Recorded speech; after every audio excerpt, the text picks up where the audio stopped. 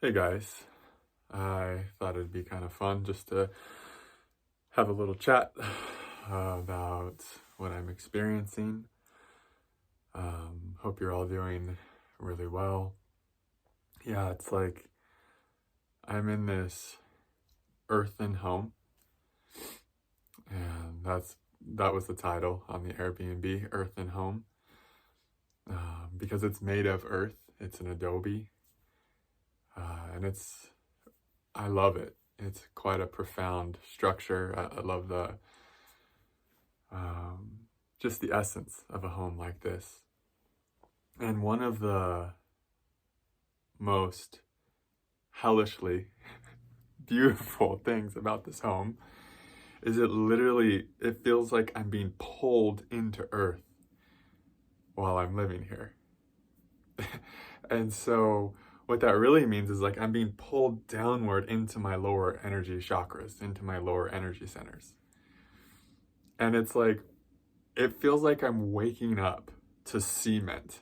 It's like my lower chakra centers are filled with so much density and terror and rage and pain that it can be, at times I just want to run from myself, from rooting down into my body. There's just this overall sense at times of like, oh, I just want to get out of here and go up and out.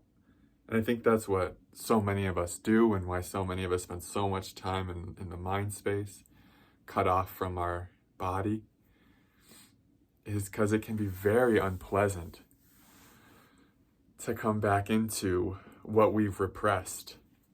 And I know this is like a running theme on my channel in the last few videos, but it helps me to talk about it, to like really, it helps me to become embodied, to share about how this process is looking for me and how it's feeling for me. It's another way I can actually come into my body instead of escape what's happening. And it's actually hard to talk about for me because as I'm coming down into my more dense energy chakras, my more least refined, the lower energy chakras, they're the least refined, meaning they're the most gross, meaning there's the most density there. And so as I'm going down into these energy centers, I'm realizing it's like all this energy is being kicked up right into my whole energy field, into my whole system. And so it's hard to be clear. It's hard to talk like I normally would. I usually feel super clear up here and definitely in the heart space. And I'm noticing as I go into the belly, into the sacral, into the root,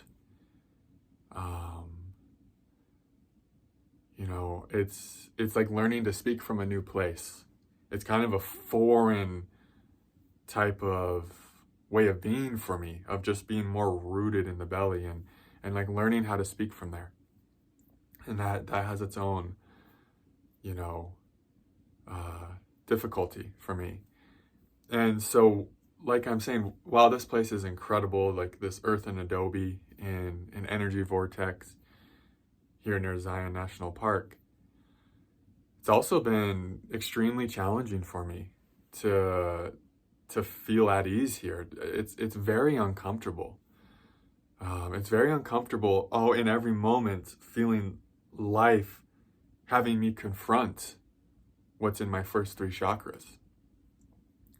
And I know like the path is through ultimately, but it's been interesting to observe how I've really wanted to go into distraction a lot and to avoid feeling and being with these sensations because they're just so gnarly. When you start going into the belly, and I've had people commenting like this is where they're at, a big part of their awakening is like they're just feeling so many gnarly and excruciating feelings in their belly. It gets to this point where you're like, oh my gosh, no wonder I repress these feelings. It's like these feelings are, they're really hard to be with. And You know, you hear spiritual teachers talk about, like I've heard Craig Holiday talk about waking up in the hara. And it sounds amazing. It's like, oh yeah, our hara finally releases and we're open and we're in our power center and we care less about what people think. And we're, you know, when you're open in your hara, you really can feel big and feel safe on earth. I mean, all these things sound really amazing. But when you're actually going through the process of waking up in the hara, it's just like, oh my God, it's just like, ugh. It's like these feelings.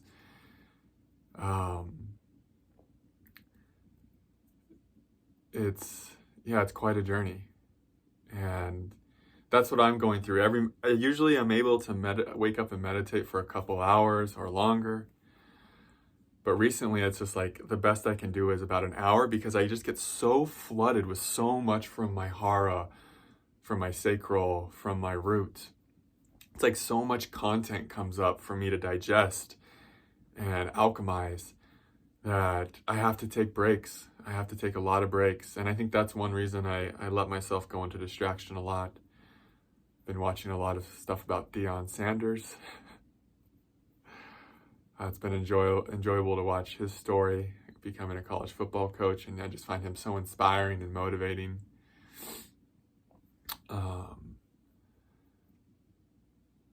yeah, it's quite a trip to actually wake up in the belly, to actually wake up in the hara and the sacral, which is interchangeable, and the root.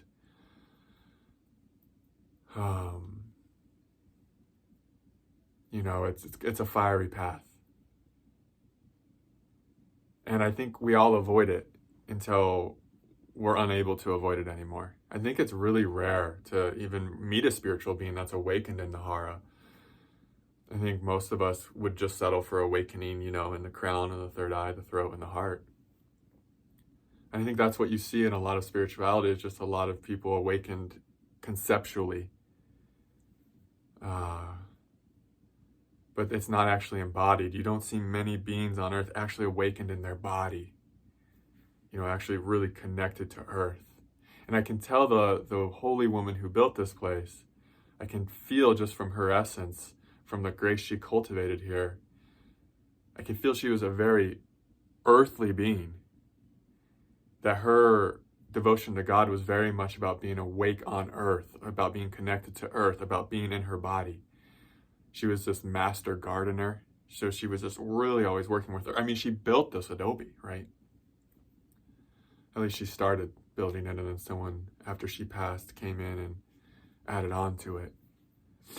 But just her transmission, just feeling the presence she cultivated here, and getting some grace saying that, it's like her path was about being really of earth.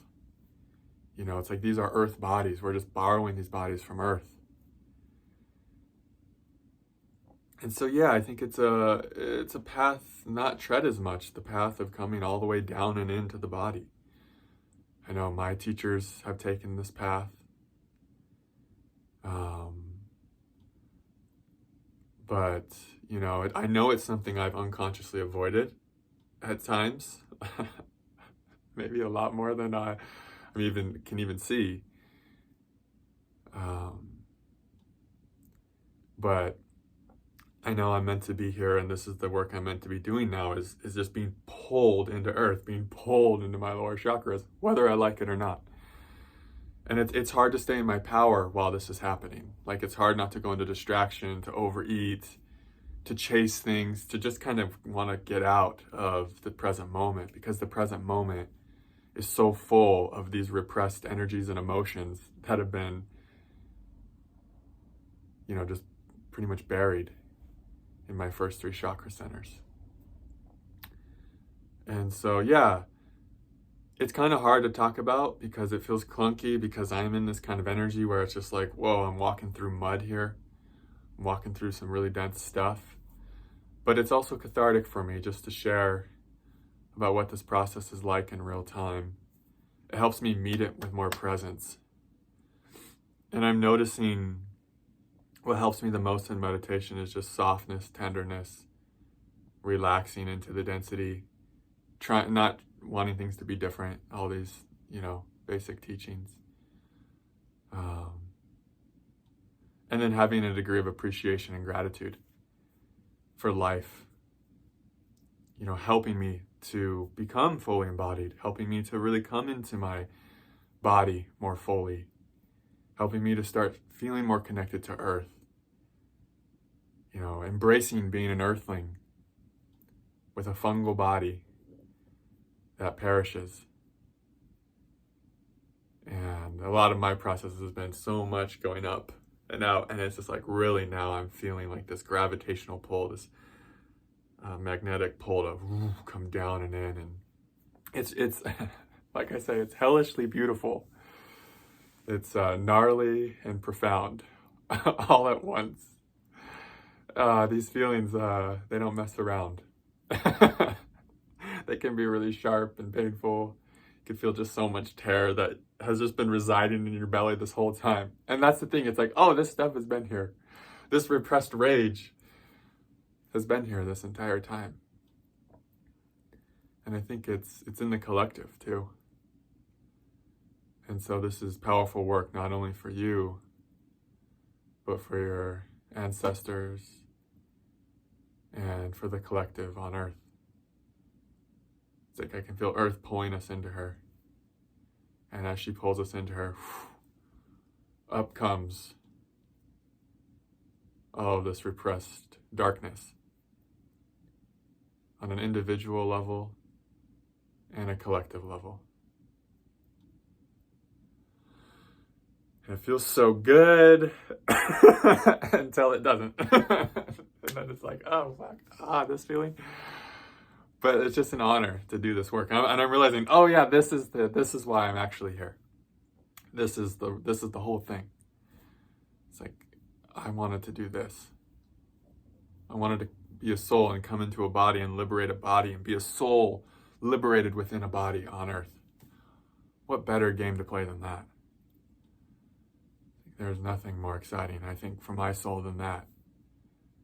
And so, yeah, I'm just so grateful and feel so blessed to be here with all of you doing this work. Thank you for tuning in. Thank you for your donations. Your support is so appreciated. And I'm just sending you all so many blessings, so much love, and a lot of strength to be with the difficult feelings and energies that are coming up for you right now. Yeah, sometimes that's what we pray for. Sometimes we just pray for the strength to be with what the divine is giving us, to be with what Mother Earth is giving us to transmute and alchemize. So yeah, so much love. Until next video, namaste.